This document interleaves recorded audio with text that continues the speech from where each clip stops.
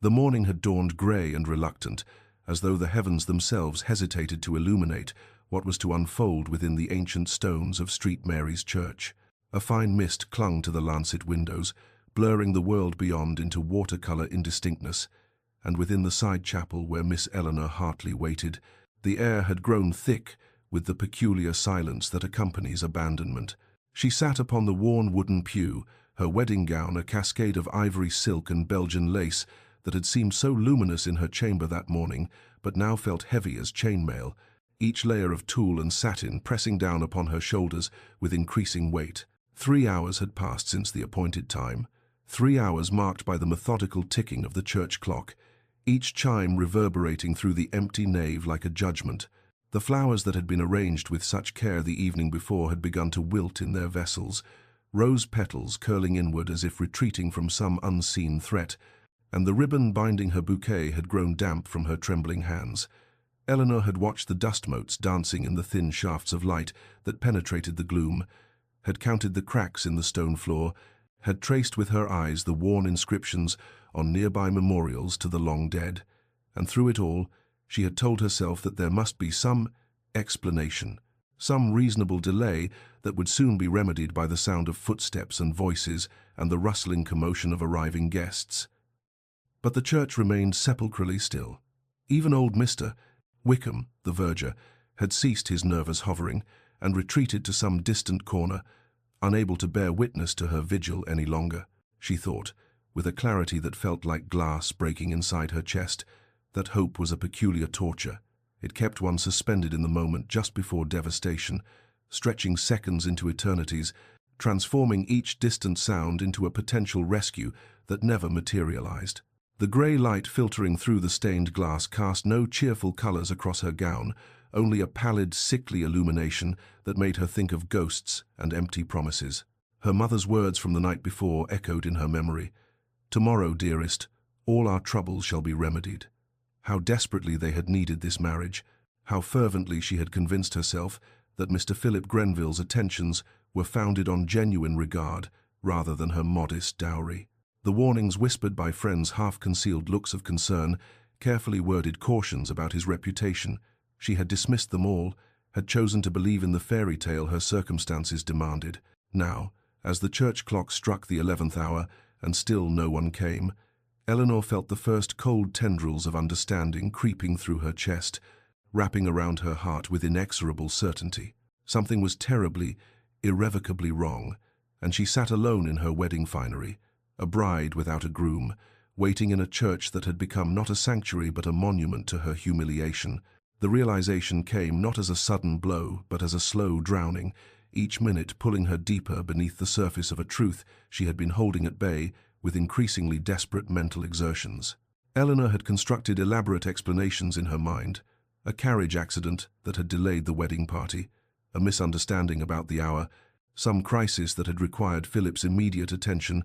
But as the clock struck 11:30, even these fragile architectures of hope crumbled into dust. She remembered now, with a clarity that felt like punishment, the way Philip had kissed her hand at their parting 2 evenings prior, how his fingers had trembled slightly, how his eyes had not quite met hers when he promised that their wedding day would change everything. She had attributed his nervousness to bridegroom's anxiety, had found it endearing even, never imagining it was the guilty tremor of a man planning betrayal. The engagement itself had been a whirlwind affair, precipitated by her father's death 6 months earlier, and the subsequent discovery that his affairs were in far greater disarray than anyone had suspected. The estate was encumbered with debts, her mother's health was failing, and her younger sister's prospects hung precariously upon Eleanor's ability to make an advantageous match.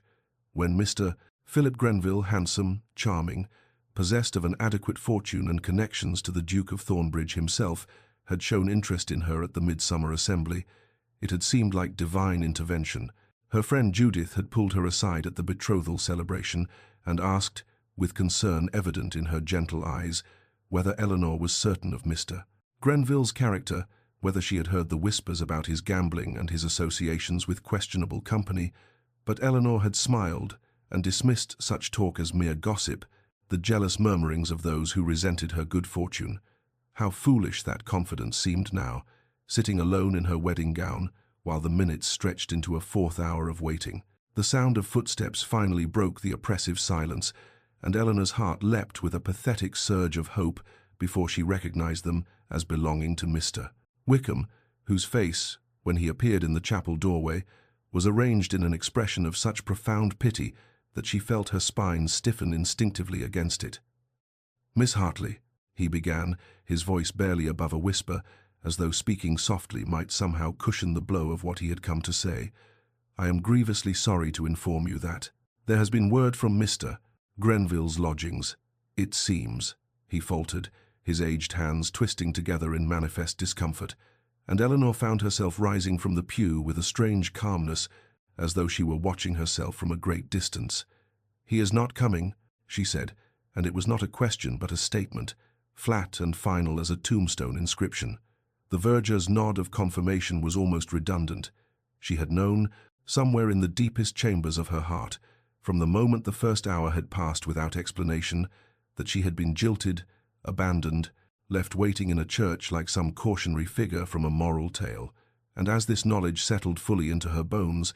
Eleanor discovered that she possessed reserves of pride she had not known existed, for she did not weep or wail or collapse, but merely gathered her heavy skirts in her hands and asked, in a voice that barely trembled, if Mr. Wickham might be so kind as to summon her carriage, for there was clearly nothing more to wait for in this place that had promised joy but delivered only the most exquisite species of humiliation. Eleanor had scarcely begun to gather herself for departure when the great oaken doors of the church opened with a resonance that seemed to shake the very foundations, and into the dim sanctuary strode a figure whose presence transformed the atmosphere as utterly as lightning transforms a darkened sky. The Duke of Thornbridge, for it could be no other, given the unmistakable bearing of absolute authority and the severe elegance of his attire, advanced down the centre aisle with long, purposeful strides, his greatcoat billowing behind him like the wings of some avenging angel, and Eleanor, still standing in the side chapel with her wedding gown pooled around her like sea foam, felt herself freeze in an attitude of mortification so complete that she could not even summon the will to flee. He was tall, formidably so, with dark hair that showed threads of silver at the temples, despite his years numbering perhaps 35, and his face was all sharp angles and austere planes, handsome in the manner of a hawk or some other noble predator, beautiful and terrible in equal measure. His grey eyes swept the empty church with an expression of barely contained fury, and when they finally alighted upon Eleanor, standing there in her bridal magnificence amid the wilting flowers and abandoned hope, something flickered across his features, surprise perhaps, or recognition,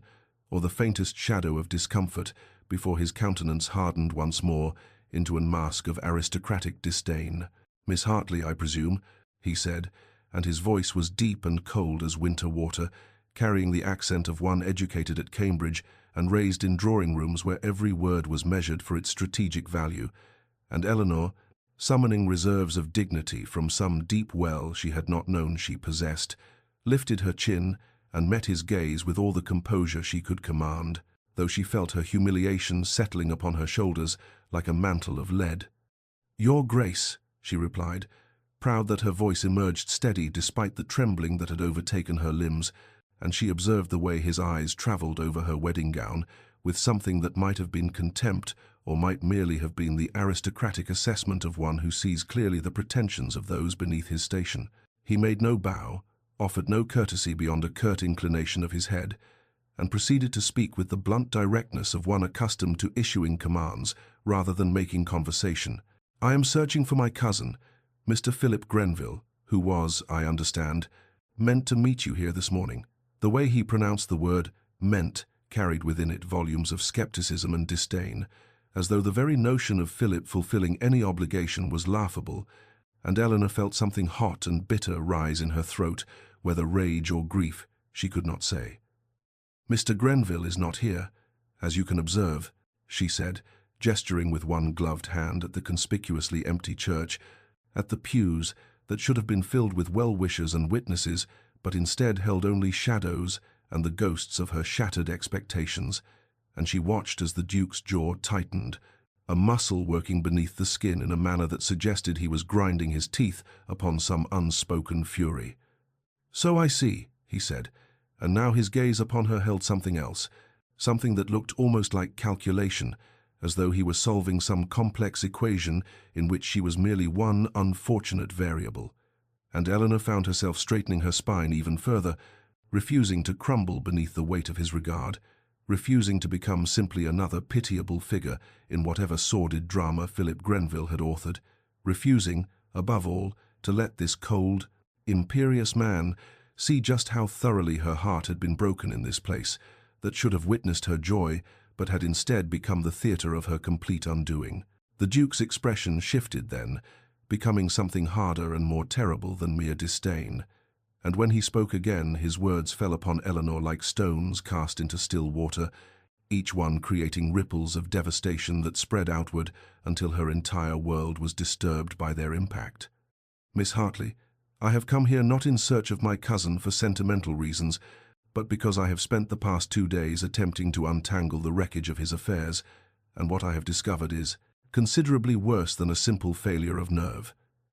He paused, seeming to weigh his next words with the care of one handling explosives, and Eleanor felt her breath catch in her throat, some instinct warning her that whatever revelation was coming would shatter what few illusions remained to her. "Philip has fled to the continent, to France, my investigators believe, and he has not gone alone but in the company of a Mrs. Lucia Fairchild, a widow of questionable reputation, with whom he has apparently been entangled for the better part of a year."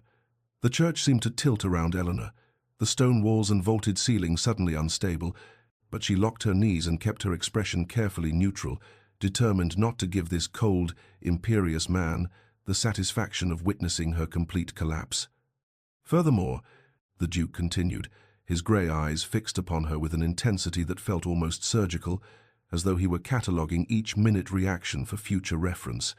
"my investigation has revealed that your dowry, the £5,000 your family provided upon the engagement, was gambled away by Philip over the course of several weeks at various establishments of ill repute in London, the final portion lost in a single disastrous evening at a faro table in a club I shall not name in present company." Eleanor heard the words, understood their meaning, but found herself unable to fully comprehend their implications. That money had represented everything her family had left, scraped together through the sale of her mother's jewels and her father's remaining investments, offered up as the price of her security and theirs, and now it was simply gone, dissolved into the ether of Philip Grenville's weakness and vice. "I see," she said, and her voice sounded strange to her own ears, distant and hollow, as though it belonged to someone else entirely, and she watched the Duke's expression shift again, something that might have been respect or possibly merely surprise flickering across his austere features as he observed her refusal to succumb to hysterics. "Miss Hartley," he said, and now his tone had gentled fractionally, though it remained formal and proper, "I cannot undo the damage my cousin has inflicted upon you, but I can at the very least ensure that you do not face the immediate aftermath of this catastrophe alone. My carriage is waiting outside. Permit me to escort you to your home." The offer hung in the air between them, and Eleanor's first instinct was to refuse, to cling to whatever tattered shreds of dignity remained by rejecting his assistance, by walking out of this church alone, as she had waited alone. But even as she opened her mouth to decline, she recognized the futility of such pride. She had no carriage of her own waiting, having planned to depart in Philip's after the ceremony, and the prospect of walking through the village in her wedding gown, while curious eyes peered from windows, was suddenly more than she could contemplate. "That will not be necessary, Your Grace," she heard herself say nonetheless. "I am quite capable of making my own arrangements." But the Duke shook his head, and for the first time something that might have been genuine feeling entered his voice as he replied, "Miss Hartley, my cousin has brought sufficient shame upon my family name today. Allow me to preserve what little honor remains to us by performing this one service. I insist." And there it was, buried beneath the aristocratic coldness and the formal propriety, a thread of something that might have been decency, or perhaps merely the rigid code of honor that governed men of his station. And Eleanor, recognizing that she had neither the strength nor the resources to refuse, finally nodded her acquiescence and allowed the Duke of Thornbridge to offer his arm and escort her, in all her bridal finery and fresh devastation, out of the church where she had been so thoroughly betrayed and into an uncertain future that seemed to stretch before her like an uncharted sea. The Duke's carriage proved to be as austere and magnificent as the man himself, all dark leather and polished wood, with the Thornbridge crest emblazoned upon the door in silver and midnight blue, and as Eleanor settled herself upon the seat, still encumbered by the ridiculous volume of her wedding gown, which seemed determined to mock her with every rustle of silk and lace, she felt the weight of the morning's catastrophe finally beginning to penetrate the numbness that had sustained her through the worst of her humiliation. The Duke sat opposite her, maintaining a distance that was both physically and emotionally vast. And as the carriage lurched into motion, beginning its journey through the autumn countryside toward her family's modest estate, Eleanor found herself trapped in a silence so oppressive it seemed to possess actual weight, pressing down upon her chest until she could scarcely draw breath. Through the window she watched the landscape roll past fields, gone golden with harvest, trees aflame with leaves of crimson and amber, the entire world dressed in the colors of ending and decay, and thought how fitting it was that her life should collapse in autumn, in this season of dying things and gathering darkness. The Duke sat motionless as carved stone, his grey eyes fixed upon some point beyond the window, and Eleanor wondered what thoughts moved behind that austere countenance, whether he felt contempt for her foolishness in accepting Philip's suit, or merely the cold satisfaction of one who has successfully discharged an unpleasant obligation. She could feel her composure beginning to fracture, hairline cracks appearing in the facade of dignity she had maintained so carefully, and she turned her face toward the window so he would not observe the trembling of her lips or the moisture gathering in her eyes, despite her best efforts to contain it. The first sob escaped her throat before she could suppress it, a small sound of anguish that seemed obscenely loud in the carriage's confined space, and she pressed her gloved hand to her mouth, mortified to be breaking down before this cold, imperious stranger who already had ample reason to think her pitiable. But then, with a gesture so unexpected it shocked her into momentary stillness, the Duke reached into his coat and withdrew a handkerchief of fine linen, offering it to her without a word, and when Eleanor finally accepted it, her fingers brushing his for the briefest instant, she thought she detected something in his expression that might have been sympathy, or perhaps merely the discomfort of one unaccustomed to witnessing feminine distress. "Philip and I were raised together after my parents died," he said abruptly, his voice cutting through her tears with the precision of a blade. "He was given every advantage, every opportunity to make something honorable of himself, and he has squandered all of it in pursuit of pleasure and immediate gratification,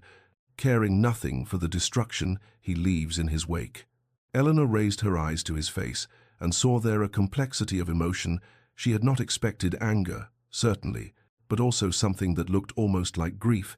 the particular sorrow of one who has lost faith in someone once valued. "I have spent years attempting to shield him from the consequences of his choices," the Duke continued, paying his debts, smoothing over his scandals, telling myself that eventually he would mature into responsibility, and instead he has this. His gesture encompassed Eleanor, the wedding gown, the entirety of the disaster, and she found herself nodding, understanding that Philip Grenville had destroyed more than her dreams today, had betrayed more than her trust. The carriage turned onto the narrow lane that led to her family's estate, and Eleanor watched the Duke's expression shift as he observed the modest house with its peeling paint and overgrown gardens, the visible markers of genteel poverty that her family had attempted to disguise but which were unmistakable to an educated eye, and she saw him comprehend fully, perhaps for the first time, just how desperate her circumstances had been, how completely Philip's betrayal had devastated not merely her heart, but her family's very survival. The weeks that followed Eleanor's abandoned wedding unfolded with the inexorable quality of a nightmare from which one cannot wake, each day bringing fresh humiliations and mounting catastrophes that seemed designed by some cruel providence to test the very limits of human endurance. Within 3 days of that terrible morning,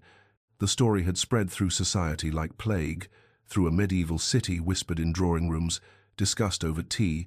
embellished with each retelling, until Eleanor found herself transformed from a respectable young woman into an object of either pity or scorn, depending on the temperament of those who spoke her name. Former friends who had once called upon her with regularity now crossed to the opposite side of the street when they encountered her in the village, their discomfort with scandal outweighing whatever genuine affection they might once have felt, and Eleanor learned the particular bitter lesson that adversity reveals the true character of one's acquaintances, stripping away the veneer of polite society to expose the self-preservation and cowardice beneath.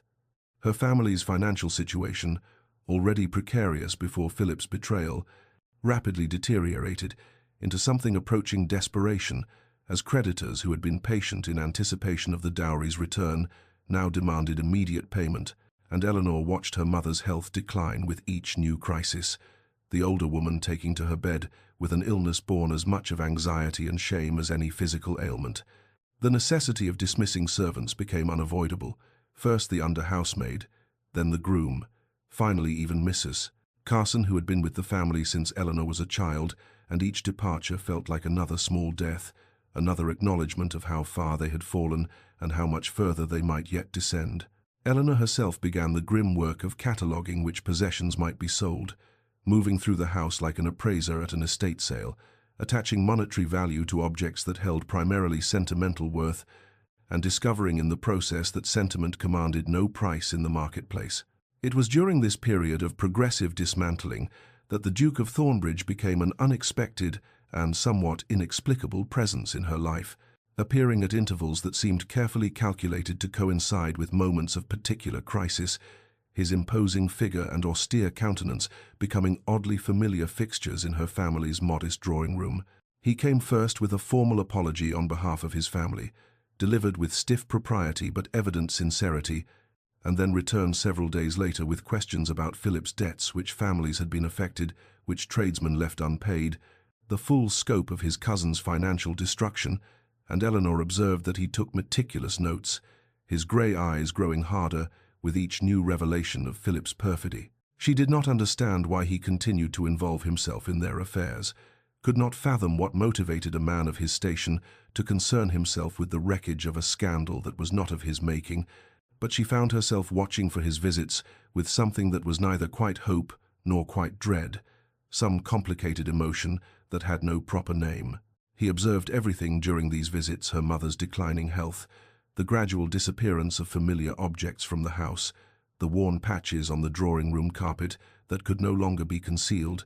Eleanor's own increasing exhaustion as she took on work previously done by servants, and though he said little, she sensed in him a quality of watchful assessment, as though he were gathering information toward some purpose he had not yet revealed. There was something in his manner during these encounters that had shifted since that first terrible day, a softening so subtle it might have been imagined,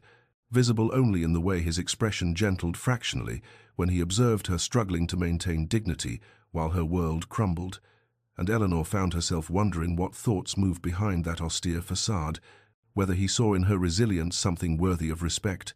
or merely the pathetic struggles of one drowning slowly in circumstances beyond her control. The Duke of Thornbridge's investigation into his cousin's activities had revealed a scope of destruction that exceeded even his darkest expectations, for Philip's gambling debts had not merely touched one or two families, but had created a network of financial devastation that extended through the county like roots of poison oak, each transaction connected to another until the full picture emerged of a man who had systematically betrayed everyone foolish enough to trust him. And as Alexander sat in his study reviewing the ledgers and letters his solicitor had compiled,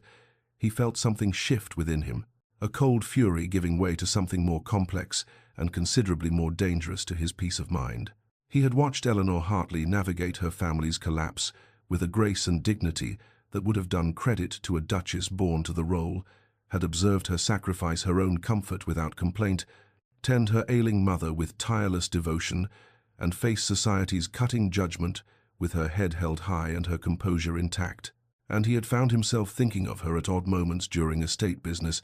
while riding across his lands, in the quiet hours before sleep, wondering what she was doing, whether her circumstances had worsened, if she was eating properly, or sacrificing meals to extend their dwindling resources. This preoccupation troubled him, for he was not a man given to sentiment or impulsive feeling, had built his life upon logic and duty and the careful management of emotion, yet he could not deny that something in her situation, or perhaps in her specifically, had breached his carefully constructed defenses and lodged itself somewhere in the region of his conscience, or perhaps his heart, though he was reluctant to examine that possibility too closely. The solution, when it came to him, arrived with the sudden clarity of mathematical proof, inevitable and irrefutable. He would marry her himself, not from love, for he scarcely knew what that word meant beyond poetry and songs, but from a calculated recognition that such a union would serve multiple purposes simultaneously, restoring his family's honor, providing Eleanor and her family with security, and perhaps quieting the strange restlessness that had plagued him since that morning in the church when he had first encountered her in her ruined wedding gown, all dignity and devastation. He arrived at her family's estate on a grey afternoon that threatened rain, was shown into the drawing room where even more furniture had disappeared since his last visit, and found Eleanor alone, her mother presumably still confined to her bedchamber, and he observed the shadows beneath her eyes, the slight tremor in her hands as she offered him tea they could ill afford, the proud set of her shoulders even as her world crumbled around her. "Miss Hartley," he began, dispensing with preliminary courtesies because he suspected she had neither time nor patience for social niceties, "I have a proposal to make which I believe will prove advantageous to both our circumstances." He watched wariness flicker across her face, the instinctive drawing back of one who has learned that proposals from gentlemen are not to be trusted, and he continued before she could refuse to hear him. "I am proposing marriage, a practical arrangement that would provide your family with immediate financial security and restore to you the position in society that my cousin's actions destroyed." The shock on her face was absolute, her teacup freezing halfway to her lips before she set it down with trembling hands. "Your Grace, I cannot. I will not accept an offer made from pity or obligation," she said, her voice steady despite the pallor of her cheeks, and he felt a surge of admiration for her pride, even as he recognized it as the primary obstacle to her salvation. "This is not pity," he replied, with a curtness born of his own discomfort with the emotions churning beneath his austere facade. "It is restitution for my family's actions, and a practical solution to circumstances that benefit neither of us in their current state." They negotiated then, not as suitor and beloved, but as two parties to a business arrangement, discussing settlements and expectations with a frankness that would have scandalized proper society. And when she finally, reluctantly, agreed, her acceptance, delivered not with joy but with the grim resignation of one who recognizes necessity. Alexander told himself the strange tightness in his chest was merely satisfaction at a problem solved, and not at all the first stirrings of something far more dangerous and infinitely more complicated. The second wedding took place on a morning in late winter, when frost still clung to the church windows, and the pale sunlight filtering through the stained glass held no warmth, 3 months almost to the day after that first terrible ceremony that had never been, and Eleanor stood in the same vestibule wearing a different gown, simpler, more sombre, the ivory silk purchased by the Duke's solicitor and delivered to her home with business-like efficiency, and felt nothing but a peculiar numbness, as though some essential part of herself had been carefully excised and stored away where it could no longer be damaged. The contrast between the two wedding days struck her with almost mythic symbolism. Where once there had been the promise of guests and celebration, now there were only the necessary witnesses, the vicar who had pitied her abandonment, now officiating her rescue, with barely concealed relief that the scandal would be properly resolved, and where once she had harbored foolish dreams of affection, if not love, now she approached the altar with the grim pragmatism of one entering into a business contract, which was, she reminded herself, precisely what this arrangement was. Alexander stood waiting with his customary austere dignity, his expression revealing nothing of whatever thoughts moved behind those grey eyes, and when she took her place beside him, she noted the careful distance he maintained, as though even in this moment of legal union he was establishing the boundaries that would govern their married life. The ceremony proceeded with swift efficiency, the ancient words that should have carried weight of romance and promise, instead falling like coins being counted, each phrase a transaction, each vow a clause in their agreement, and when the vicar pronounced them man and wife, Alexander's kiss upon her cheek was brief and formal, the touch of his lips as impersonal as a signature upon a document. Eleanor moved through the remainder of the day as though observing herself from a great distance, watching this woman, who was now a duchess, accept congratulations from the few witnesses, sign her new name in the parish register, with a hand that did not tremble because she would not permit it to tremble. Except her new husband's arm for the walk to the carriage that would carry them to Thornbridge Manor, the journey passed in near silence, the winter landscape rolling past the windows, while inside the carriage a chill prevailed that had nothing to do with the weather, and Eleanor found herself remembering that first carriage ride when she had wept and he had offered his handkerchief, wondered if he too was thinking of that day and how far they had travelled to arrive at this strange destination. Evening found them in the grand manor that was now her home, dining in formal state at opposite ends of a table that could have seated 20, and when the interminable meal finally concluded, Alexander escorted her to her chambers, notably separate from his own, with a politeness that somehow emphasized the transactional nature of their union more than any coldness could have done. "I hope you will find everything to your satisfaction," he said, his voice carefully neutral, and she replied with equal formality that she was certain she would, and then he bowed slightly and departed, and Eleanor stood alone in rooms more luxurious than any she had ever inhabited, and felt the full weight of understanding settle upon her. She had escaped financial ruin and social disgrace, had secured her family's future, and regained a position in society, but she had done so by entombing herself in a marriage that would never hold warmth or genuine affection, and as she prepared for bed in her solitary chamber, she made a silent vow to herself that she would never make the mistake of hoping for more than what had been explicitly negotiated, would never allow herself the dangerous luxury of imagining that duty might somehow transform into devotion, would protect what remained of her heart behind walls that no one, not even the complicated, austere man who was now her husband, would ever breach again. Thornbridge Manor rose from the landscape like something from a fever dream, all grey stone and towering chimneys and windows that caught the thin winter light and reflected it back with a coldness that seemed to penetrate Eleanor's very bones, as the carriage rounded the final curve of the drive and delivered her to what would now be her home, and she found herself thinking that the house suited her new husband, perfectly impressive, imposing, beautiful in its austere way, and utterly impenetrable to any warmth or genuine feeling. The staff assembled to greet their new Duchess numbered more than 30, and Eleanor moved down the line with the careful grace she had cultivated during those terrible weeks after her abandonment, learning each name and position while acutely aware of their assessing gazes, their curiosity about the woman their master had married so suddenly and under such peculiar circumstances, and she wondered what stories had reached them, what gossip had preceded her arrival, whether they knew she had been jilted at the altar before becoming a duchess. Mrs. Hendricks, the housekeeper, showed her through rooms of such magnificence that Eleanor found herself momentarily breathless, drawing rooms furnished with pieces that belonged in museums, a ballroom that could accommodate 200 guests, a music room housing a pianoforte more valuable than her family's entire former estate, and with each chamber they entered, Eleanor felt the weight of her new position settling more heavily upon her shoulders, the understanding that she was now mistress of an establishment whose annual expenditure likely exceeded what her family had possessed in total. Alexander maintained his careful distance, appearing at meals with punctual formality and departing again with equal promptness, their conversations limited to necessary courtesies and brief exchanges about household matters, and Eleanor quickly learned the rhythm of her new life. Breakfast taken in solitary dignity in her chambers, mornings spent with Mrs. Hendricks reviewing menus and household accounts,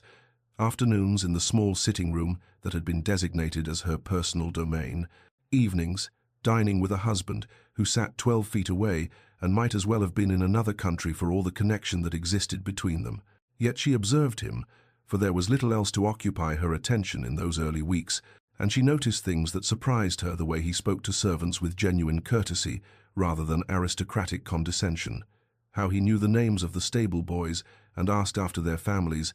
the patience he showed with his horses, especially an aging grey mare that had clearly outlived her usefulness, but was maintained in comfortable retirement because, as she overheard one groom say, His Grace couldn't bear to turn out an old friend who had served faithfully. These small glimpses into his character troubled her, for they suggested depths beneath the austere surface that made her situation more complicated,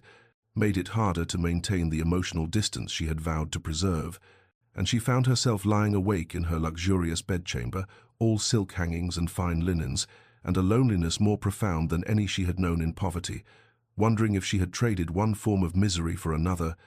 if a lifetime of comfort without connection might prove harder to bear than financial struggle had been,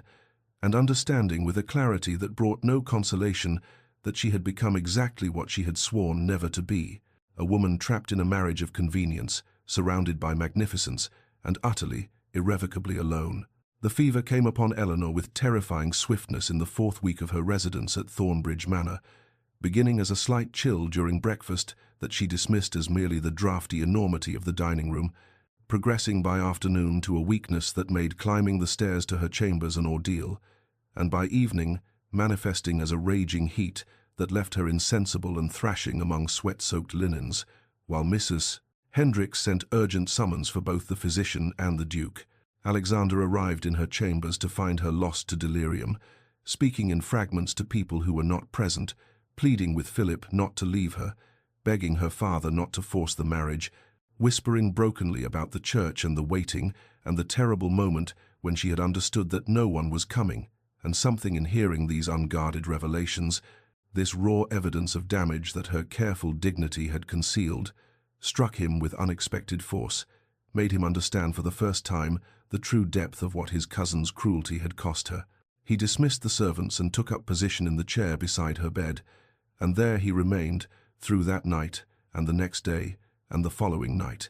leaving only when absolutely necessary, watching her fight the fever, while Dr. Pemberton applied cold compresses and administered draughts, and spoke in grave tones about the crisis that must come. During the worst of her delirium, she spoke of dreams she had harbored as a girl, of a marriage built on affection, of children raised with love rather than duty, of a partnership where she might be valued for more than her family connections, and Alexander found himself profoundly moved by these modest aspirations that Philip's abandonment and his own cold arrangement had together destroyed, found himself experiencing an unfamiliar twist of something that might have been guilt or regret, or perhaps the first stirrings of a feeling he was not yet prepared to name. The fever broke on the 3rd morning as pale sunlight filtered through the chamber windows, and Eleanor's eyes opened with genuine awareness, for the first time in days, confusion crossing her features as she registered her husband sitting beside her bed, his formal attire rumpled and his expression holding a weariness that suggested he had maintained his vigil for some time. "You stayed," she whispered, her voice hoarse and wondering, and he found himself reaching for her hand almost without conscious thought, his fingers closing around hers with a gentleness that surprised them both. "I could not leave you to fight alone," he said quietly, and then, with evident difficulty, added, "You spoke during the fever. I heard things I should have understood before. The damage Philip caused goes deeper than I knew, and my own coldness has likely deepened those wounds rather than allowing them to heal. For that, I find I must apologize." Eleanor stared at him with an expression caught between vulnerability and wariness, her hand still resting in his, and for a long moment something passed between them that had never existed in their careful, formal exchanges, a genuine connection, fragile as new ice, but real nonetheless. Then the moment fractured as propriety reasserted itself, and Alexander withdrew his hand while Eleanor turned her face away, both retreating to the safety of distance even as they privately acknowledged that something fundamental had shifted, that a crack had appeared in the walls they had each constructed, and neither was entirely certain whether to be terrified or grateful for what might eventually pass through. Eleanor's recovery from the fever progressed slowly through the following weeks, and as autumn deepened its hold upon the countryside, painting the estate grounds in shades of amber and crimson that seemed almost painfully beautiful, she found herself experiencing something unexpected, small moments of connection with her husband that accumulated like fallen leaves, unremarkable individually, but gradually creating a landscape transformed. It began with the library, that magnificent room she had discovered during her first tour of the manor, 3 stories of books rising toward a painted ceiling depicting classical scenes of learning and philosophy,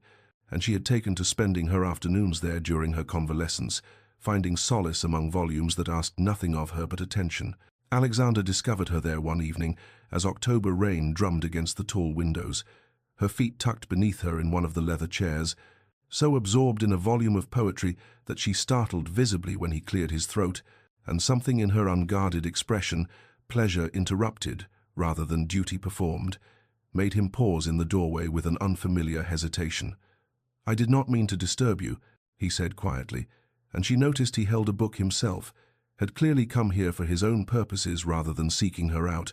and the realization somehow made his presence less threatening, transformed the moment from formal interaction into accidental convergence. They shared the space that evening in companionable silence, and the next evening he appeared again, and within a week a routine had established itself. Without either of them explicitly acknowledging it, tea brought at 8. The two of them settling into their respective chairs, reading or occasionally discussing some passage that had captured attention, the conversation flowing more naturally in this neutral space than it ever had across the formal expanse of the dining table. Alexander began, almost tentatively, to share details of estate business with her, asking her thoughts on matters he might easily have kept to himself, and Eleanor found herself responding with opinions she had not known she possessed, suggestions drawn from her own family's more modest management and her observations of tenant welfare, and she noticed his expression when she proposed a system for winter relief that would preserve dignity while providing necessary assistance. Surprise, giving way to consideration, giving way to respect that warmed her more than she wished to admit. His regard for her intelligence manifested in small gestures that might have seemed insignificant to an observer but felt monumental to Eleanor. After months of being treated as decorative necessity, he began seeking her input before making decisions about household matters, deferred to her judgment regarding the staff,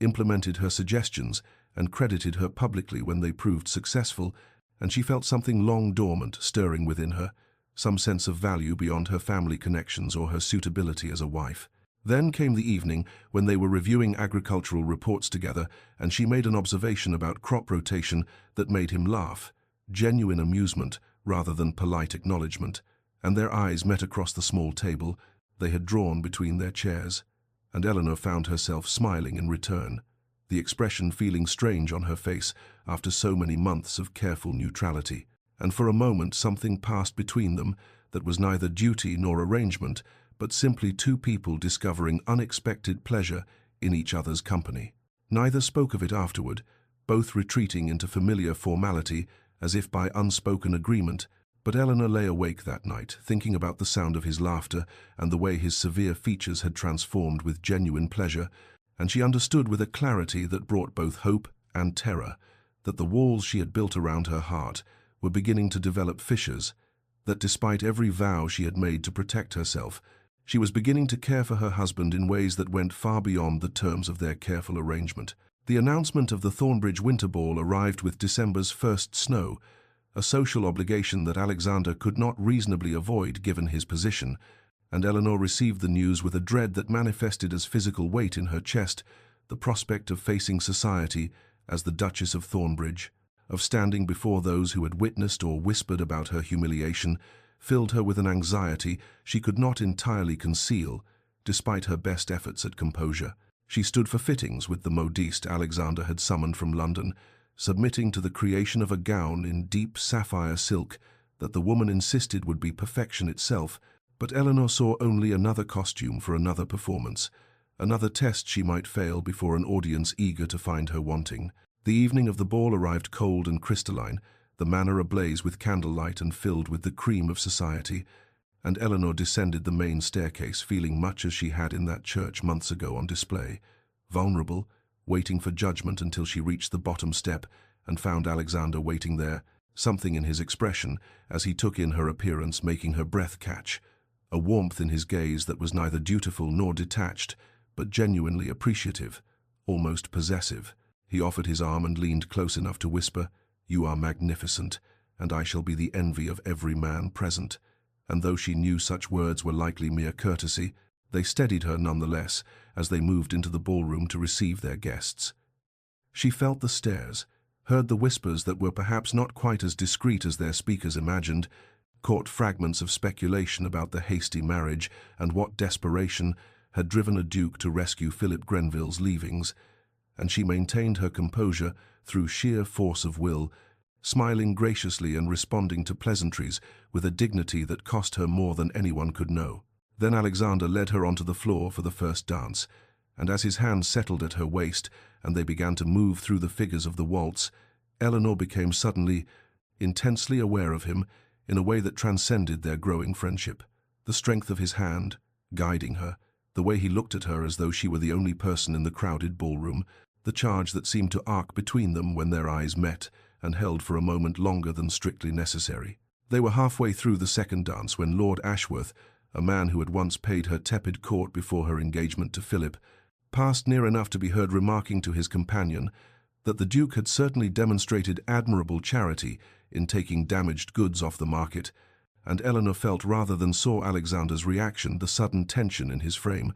the dangerous quieting of his expression before he smoothly concluded their dance and turned with deliberate purpose toward Ashworth. What followed happened so quickly that most guests missed it entirely, but Eleanor stood frozen as Alexander approached the man with a cold fury that made his aristocratic bearing seem less polished gentleman and more predatory lord, and in a voice pitched low but carrying unmistakable menace, informed Ashworth that he would apologize to the Duchess immediately, or find himself permanently unwelcome in any home of consequence, that any man who dared insult his wife would answer to him personally. And did Ashworth understand him perfectly clearly? The apology came stammered and pale-faced, and Alexander returned to Eleanor's side and guided her to a private alcove off the ballroom, and there in the sheltered dimness, he said quietly, "I should have protected you from such vulgarity long before now, should have made clear from the beginning that you are not a charity case but my wife, and anyone who fails to show you proper respect fails to show respect to me." Eleanor found herself staring at him with an expression she could not entirely school, something in her chest cracking open at this fierce defense, this public claiming that went far beyond the terms of their arrangement, and when she finally found her voice she said softly, "You did not have to do that, I am accustomed to managing such remarks." But he shook his head and replied, "Perhaps you should not have to be, and perhaps I am weary of pretending that our marriage is merely a convenient arrangement, when you have become far more important to me than convenience could ever explain." And Eleanor felt the last of her carefully maintained barriers beginning to crumble, felt herself softening toward this man, who had started as her reluctant savior, and was becoming, despite all her resolutions to protect her heart, someone she could no longer imagine living without. Winter settled over Thornbridge Manor with a quietness that seemed to muffle the world beyond the estate's boundaries, snow falling in steady silence through January nights and transforming the grounds into something from a fairy story. And as the cold deepened and darkness came early, Eleanor and Alexander found themselves spending longer hours in the library, that sanctuary that had become the truest home either of them had known, where the fire burned bright and the outside world with all its expectations and judgments could not penetrate. Their evening ritual had evolved beyond companionable silence into something more intimate conversations that began with estate, business, or some passage from a book, but gradually, almost imperceptibly, deepened into territories neither had expected to explore, confessions offered hesitantly at first, and then with growing trust, as they discovered in each other an understanding that neither had found elsewhere. It was Alexander who first ventured into more personal terrain one evening, when the wind howled against the windows, and Eleanor had remarked on how secure the library felt, like a ship's cabin riding out a storm, and he had looked at her with an expression of such unguarded loneliness that she had gone very still. And after a long moment he said quietly, "I have spent most of my life feeling as though I were weathering storms alone. My father died when I was 12, and my mother retreated so completely into her grief that I became effectively an orphan, while both parents yet lived, raised by tutors and duty, and the weight of a title I inherited too young to properly bear." Eleanor listened as he spoke of a childhood devoid of warmth, of learning to suppress emotion because there was no one to receive it, of becoming the cold, controlled man society expected a duke to be because he had never been shown another way to exist, and she felt her heart breaking for the lonely boy he had been, the isolated man he had become, and without thinking, she reached across the small space between their chairs and placed her hand over his, where it rested on the arm of his seat. He stared at their joined hands as though he had never seen such a thing before, and then his fingers turned beneath hers and clasped, holding on with an intensity that spoke of needs long denied, and Eleanor found herself sharing things she had never voiced, her dreams of a different life before her family's circumstances became so dire, her love of learning that had no outlet in a world that valued women only for their marriage prospects, her secret writing that she had abandoned after the scandal because even that small joy had felt like a luxury she no longer deserved. They spoke of books they had loved as children, of ideas they had never dared voice in company, of fears and hopes that neither had imagined sharing with anyone,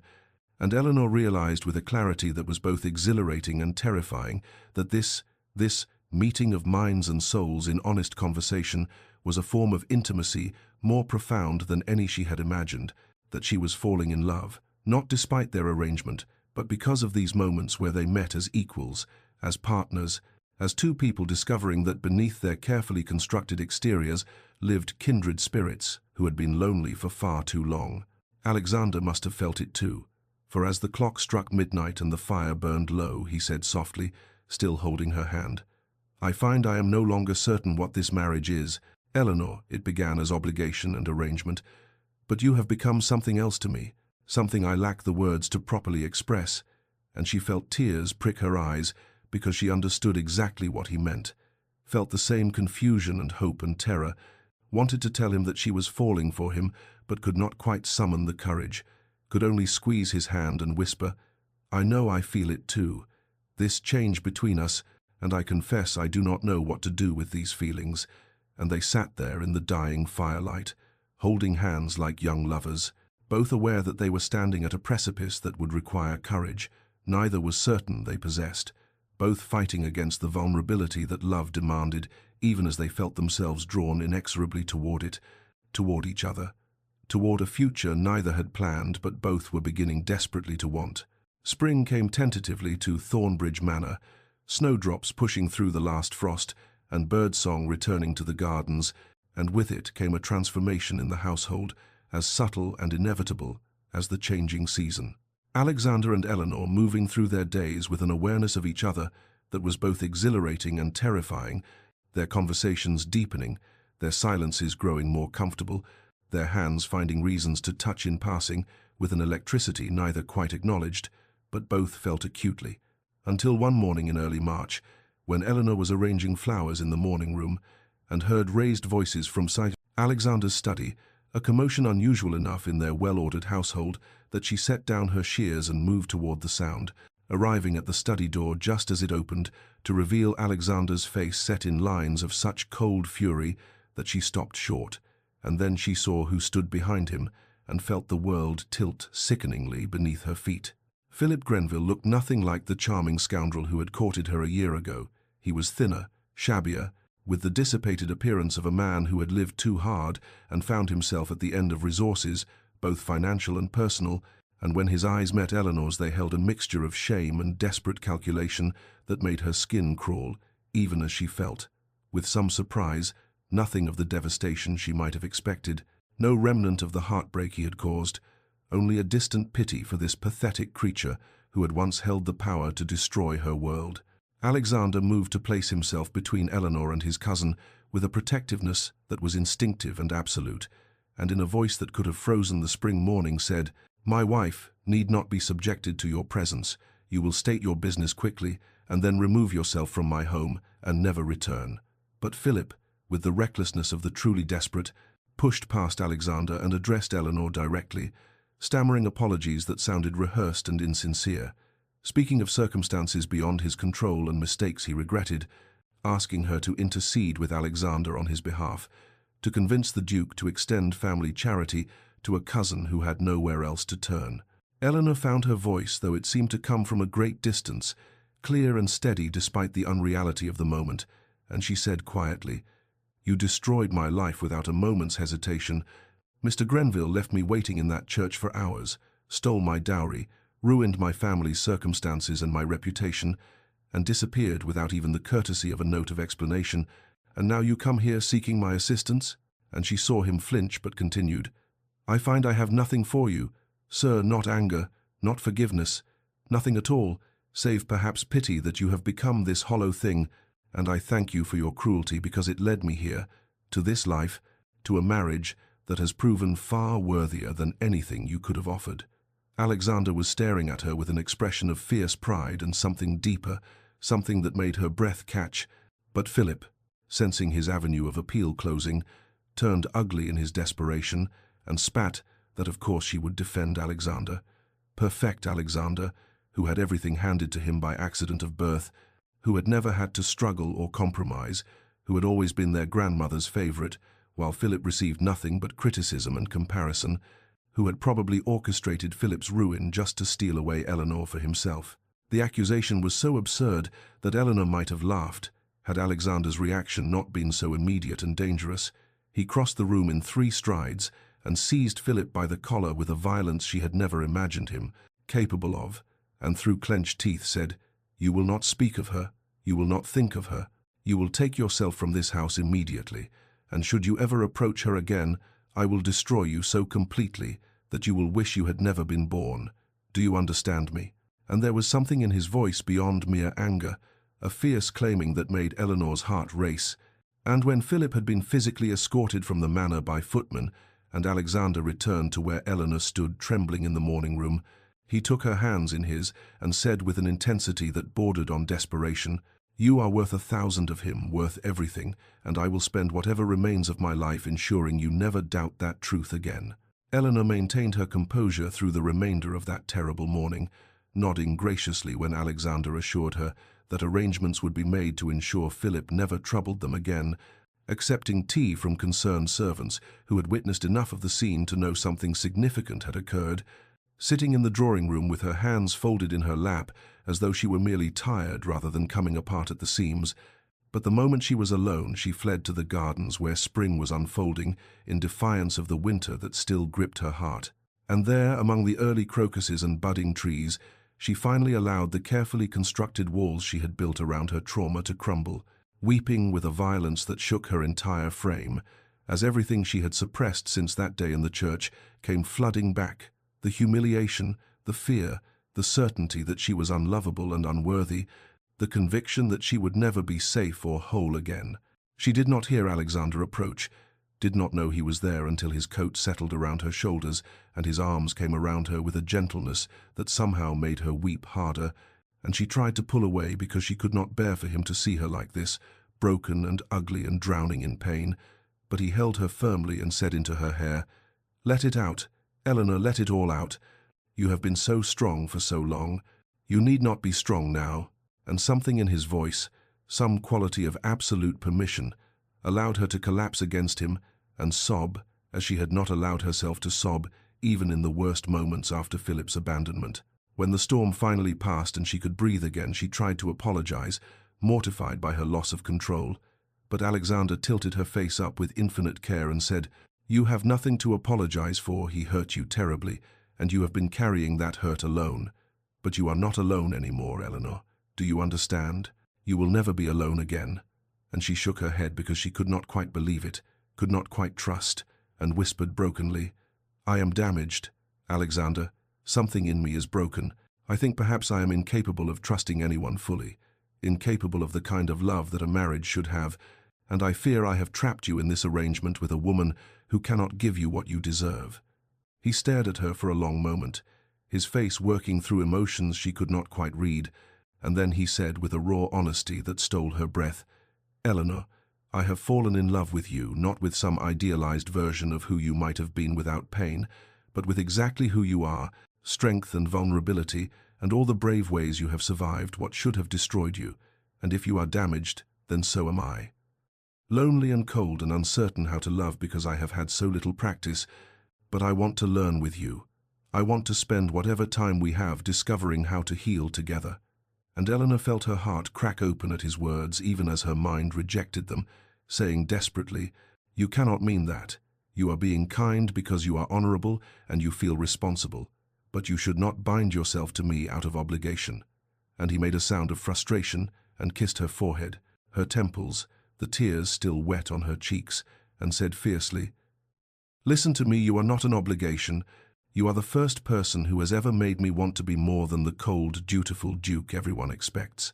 You are intelligence and grace and a courage that humbles me daily. You have become my dearest friend and my greatest comfort, and somewhere in these months you became essential to my happiness. And I am telling you that I love you not because I pity you, but because not telling you feels like a lie. I can no longer bear to live." And Eleanor looked into his eyes and saw the truth there, naked and vulnerable and terrifying in its intensity, and whispered, "I am afraid, so afraid of hoping, of believing, because I do not think I could survive being wrong about this." And he gathered her closer and said with absolute conviction, "Then I will prove it to you every day for the rest of our lives if that is what you need. I will be patient, Eleanor, because you are worth waiting for, worth everything, and I am not going anywhere." Eleanor remained in Alexander's arms there in the garden as the spring afternoon lengthened around them, and gradually her breathing steadied, and the terrible fear that had gripped her began to loosen its hold, replaced by something more frightening, still a tentative hope that perhaps, impossibly, what he said might be true, that she might be allowed to have this, to feel this, without it being stripped away as everything else had been.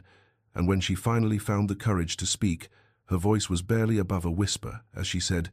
"I think I have been falling in love with you for months now, perhaps since that first evening in the library when you laughed at something I said,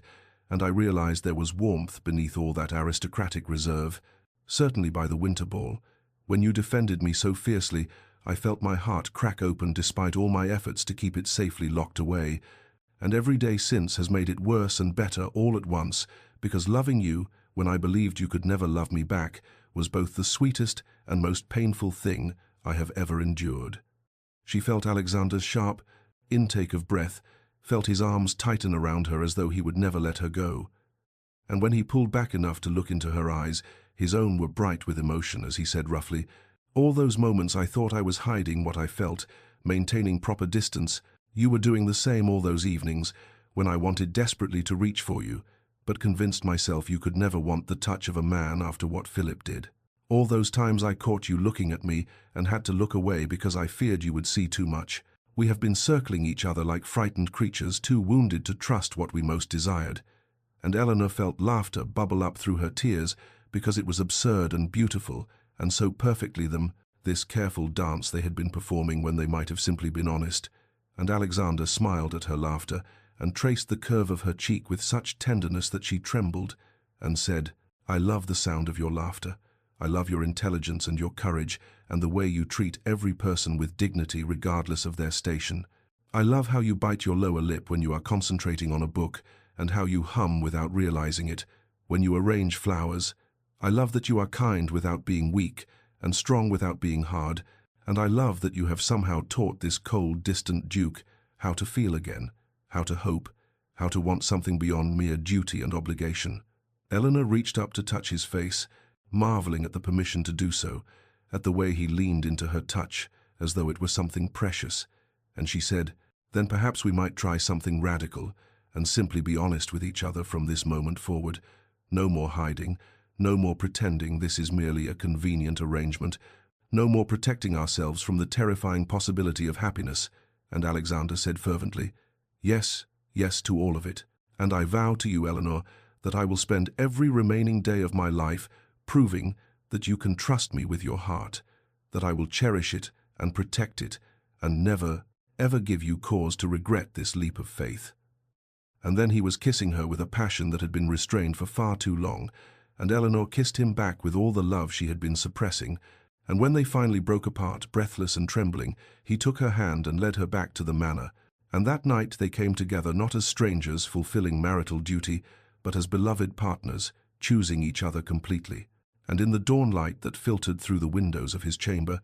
their chamber now, Eleanor woke in Alexander's arms, and felt for the first time since that terrible day in the church that she was truly, finally, safe. The months that followed their breakthrough unfolded with a sweetness Eleanor had never imagined possible, as though all the pain and loneliness that had preceded this joy had somehow made her capable of appreciating every precious moment with an intensity that might otherwise have escaped her, and she and Alexander fell into a rhythm of partnership that transformed not only their marriage, but the very atmosphere of Thornbridge Manor, which seemed to warm and brighten as their love grew, the grand rooms no longer feeling cold and formal, but rather like a true home filled with laughter and purpose, and the quiet contentment of two people who had found their way to each other through darkness and emerged grateful for the light. They worked together on improvements to the estate, Alexander valuing Eleanor's observations about the tenants' needs and her suggestions for better organization of resources, and Eleanor discovered that she had a talent for management that had never been called upon in her previous constrained circumstances, and together they implemented changes that improved yields and living conditions alike, earning the deep loyalty and affection of everyone who depended upon the estate for their livelihoods. But it was Eleanor's charitable work that became her greatest passion, born from her own experience of abandonment and social ruin, and with Alexander's full support and financial backing, she established a foundation to assist women who found themselves in desperate circumstances through no fault of their own, women jilted at the altar, widows left with debt, daughters cast out by families, anyone who needed refuge and resources and the chance to rebuild a life with dignity. And Alexander watched with pride that bordered on awe as his wife transformed her own pain into purpose, creating something beautiful and necessary from the ashes of her humiliation. The small domestic moments brought equal joy.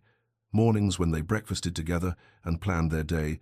afternoons when Eleanor would seek Alexander's opinion on foundation matters and he would ask her thoughts on estate business, evenings in their beloved library where they now sat close together rather than at opposite ends of the room,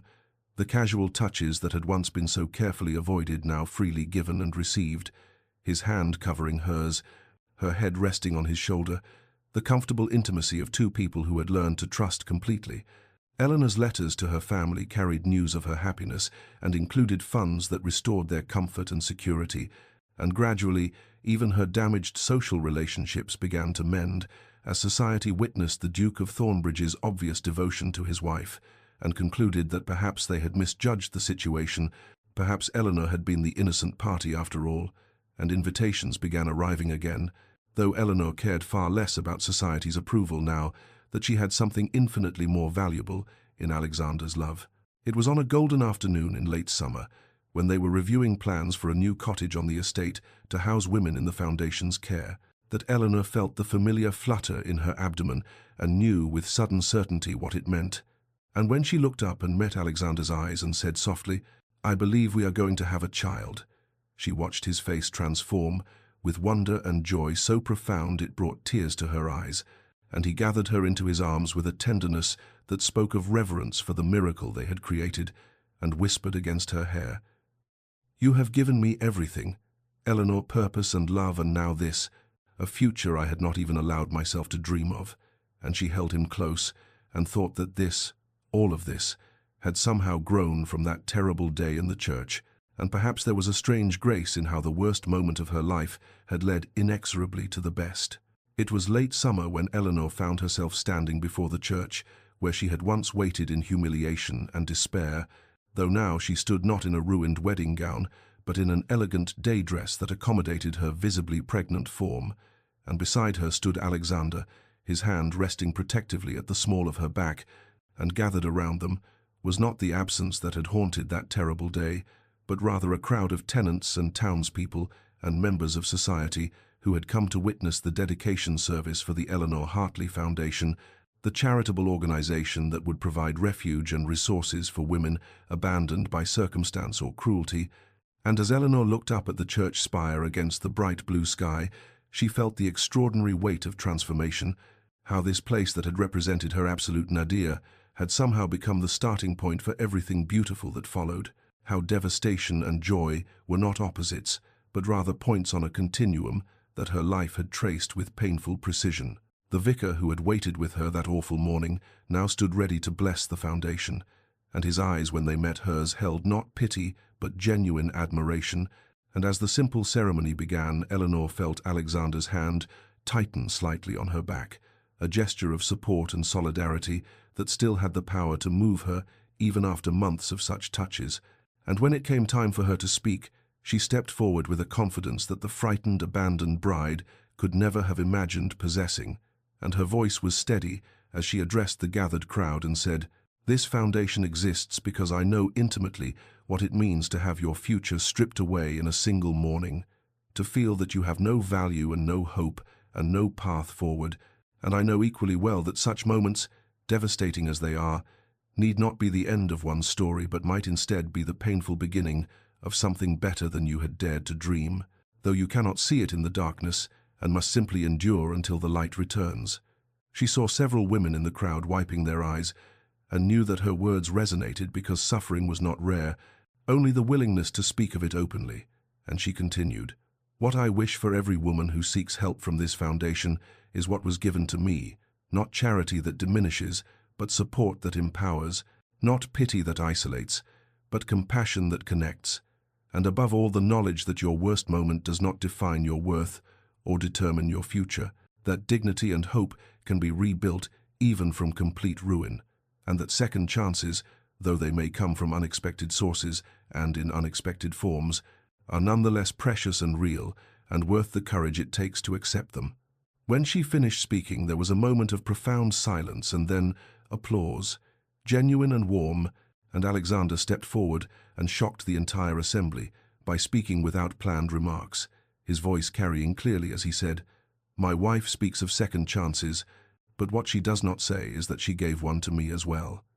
That in marrying a cold, distant man who offered her a business arrangement, she somehow taught him what it means to love and be loved, and I stand before you all today to acknowledge publicly what I tell her privately each day, that Eleanor is the finest person I have ever known, that I am honored beyond measure to be her husband, and that any good I accomplish in this life will be because she showed me how to see beyond duty to genuine human connection and compassion."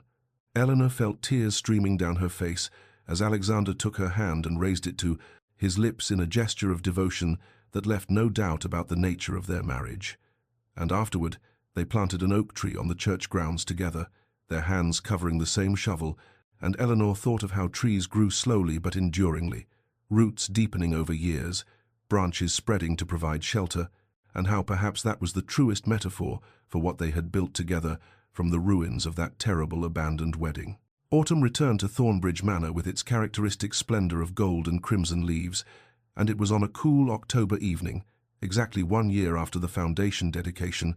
that Eleanor's labor began, the pains starting gently as she and Alexander sat in their library and then intensifying through the long night, while Alexander paced the corridors outside their chambers with an anxiety that would have amused Eleanor had she not been so consumed by the primal work of bringing their child into the world. And when dawn broke pale and grey over the estate grounds and the baby's first cry pierced the air, Alexander burst into the room despite the midwife's protests and found Eleanor exhausted and radiant, cradling a tiny daughter with a shock of dark hair, and the expression on his face as he approached them, wonder and terror, and love so overwhelming it seemed to transform his very features, was something Eleanor knew she would carry in her heart forever. And when he carefully took the baby in his arms, his hands trembling slightly as he supported the impossibly small head, he looked at Eleanor with tears streaming unashamedly down his face and said, "She is perfect. You are perfect. I did not know it was possible to feel this much." And Eleanor reached up to touch his cheek and replied softly, "Now you understand why I was willing to hope again, why the risk of loving is always worth taking."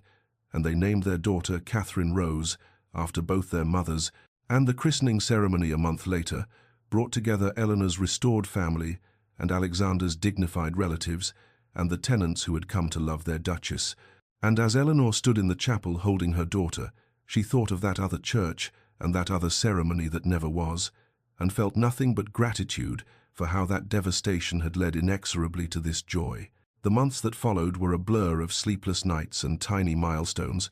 and the peculiar exhaustion and exhilaration of new parenthood, and Eleanor watched with deep tenderness as Alexander proved himself as devoted a father as he was a husband, rising in the night to bring Catherine to Eleanor for feeding, changing nappies with aristocratic dignity somehow intact,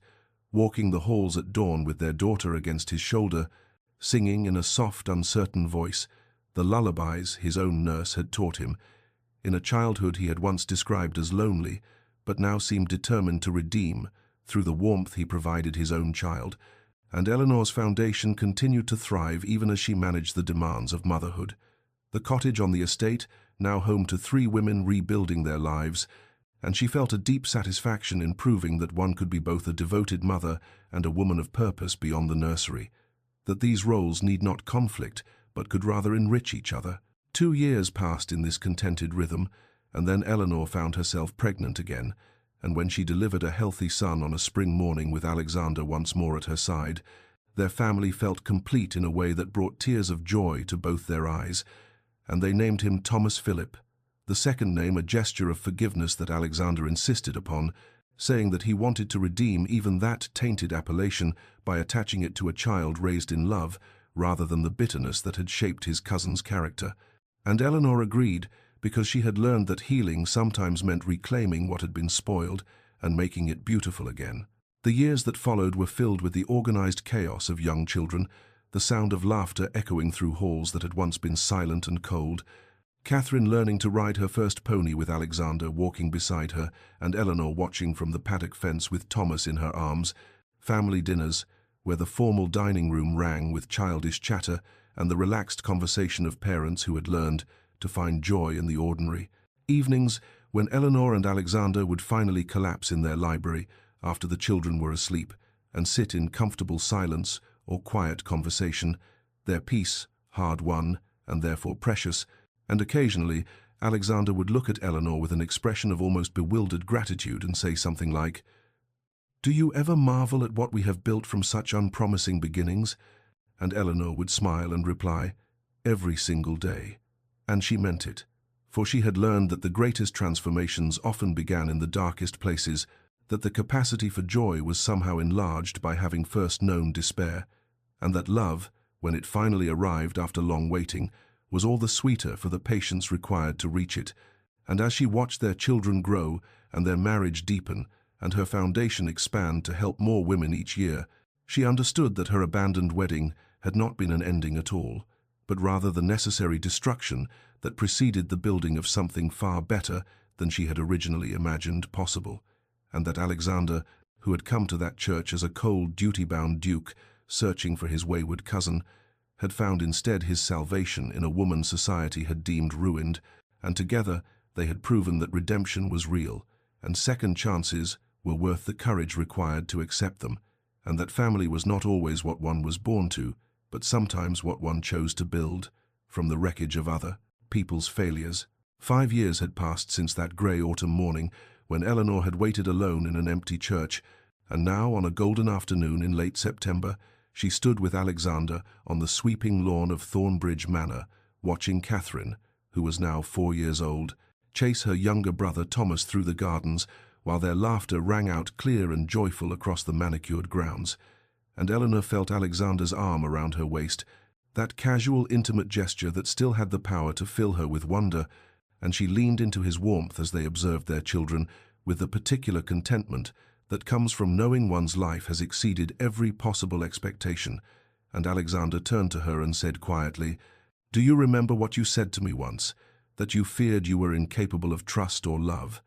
Look at what you have built, Eleanor, not just our family, but your foundation that has now helped 43 women restart their lives, and the school you established in the village, and the way the tenants speak of you with genuine affection rather than mere duty. You have transformed not only your own life, but touched countless others." And Eleanor smiled and replied, "We have built it together, for I would have had none of this without your courage in offering me that peculiar proposal, without your patience as I learned to trust again, without your love that taught me I was worthy of being loved." And they stood together in peaceful silence as the afternoon light turned everything golden, and their children's laughter continued to punctuate the gentle sounds of late summer giving way to early autumn. And Eleanor thought of that other autumn 5 years ago when everything had seemed finished and ruined, when she had believed herself destroyed by humiliation and abandonment, and she marveled at the strange, circuitous path that had led from that devastation to this profound joy, how the worst moment of her life had somehow been the necessary prelude to the best, how Alexander, who had seemed so cold and distant at their first meeting, had become the man who knew her heart more intimately than she knew it herself, how a marriage that began as a transaction had transformed into a love story that still made her catch her breath with its depth and tenderness. Dear listener, as Eleanor's story draws to its close, I hope you will carry with you this truth that she learned through such painful experience, that our darkest moments, devastating as they are when we endure them, need not be the end of our story, but might instead be the difficult beginning of something more beautiful than we had imagined possible, that dignity and patience in suffering are never wasted, even when we cannot see their purpose, and that second chances, though they may arrive from unexpected sources and in unexpected forms, are nonetheless real and precious and worth the courage it takes to accept them with an open heart. When you find yourself waiting in your own metaphorical church, abandoned by what you thought was your future, remember Eleanor, who waited 3 hours in a wedding dress for a groom who never came, and yet found a love deeper than any she had dared to dream. And know that your story too is not finished, that transformation is always possible, that hope is not foolishness but wisdom, and that the person you are meant to become often emerges from the ruins of who you thought you would be. May you find the strength to endure your darkest hours with grace, the courage to accept help from unexpected quarters, the patience to let love grow slowly and surely from unpromising beginnings, and may you eventually stand as Eleanor did on a golden autumn afternoon, surrounded by more joy than you believed possible, looking back on your devastation with gratitude for the journey it began. Rest now and trust that even in your waiting, you are not abandoned, and that the story being written in your heart has chapters yet unread that may surpass your brightest hopes, for love has its own mysterious timing, and often arrives not when we demand it, but when we have finally learned to receive it with the depth and wisdom it requires.